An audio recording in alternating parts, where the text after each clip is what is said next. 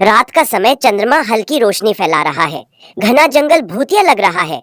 हवा में सन्नाटा है, पेड़ हिल रहे हैं। बहादुर जादुई खरगोश और गिलहरी जंगल के बीच एक पुरानी गुफा के पास खड़े हैं। गिलहरी डर रही है, लेकिन खरगोश बहादुर दिख रहा है।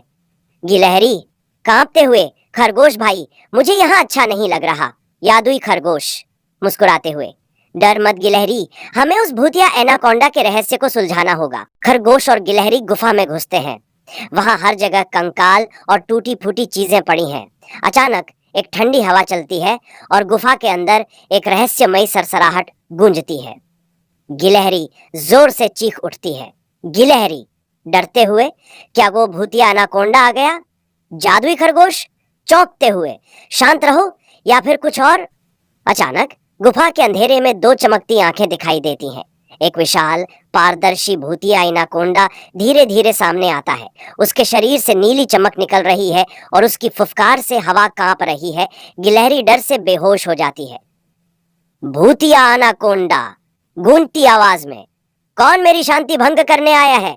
जादुई खरगोश डरते नहीं बल्कि दृढ़ता से पता लगाने आए हैं।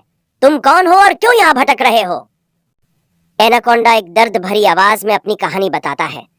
वह पहले जंगल का रक्षक था, लेकिन कुछ शिकारी उसे मारकर उसकी आत्मा को गुफा में कैद कर गए। अब वह अपनी मुक्ति चाहता है। भूतिया एनाकोंडा, मैं एक बार इस जंगल का रक्षक था, लेकिन धोखे से मारा गया। अब मेरी आत्मा यहाँ कैद है। तो हमें तुम्हें मुक्ति दिलानी होगी।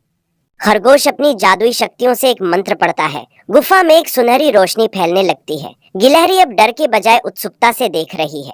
जादुई खरगोश तेज आवाज में मंत्र पढ़ते हुए, जादुई की शक्ति से आत्मा को मुक्ति मिले। भूतिया एनाकोंडा, धन्यवाद बहादुर खरगोश। एनाकोंडा की आत्मा मुक्त होकर स्वर्ग की ओर चली जाती है। गुफा की डरावनी हवा अब शांत हो गई है। खरगोश और गिलहरी बाहर आते हैं, जहां सूरज उगने लगा है। गिलहरी खुश होकर, हमने कर दिखाया, अब जंगल सुरक्षित है। जादुई खरगोश मुस्कुराते हुए, हाँ, लेकिन हमें हमेशा सतर्क रहना होगा। खरगोश और गिलहरी जंगल की ओर बढ़ते हैं, शायद एक नए रोमांच की ओर। ये कहानी हमें सिखाती है कि सच्ची बहादुरी का मतलब डर को हराना और दूसरों की मदद करना है।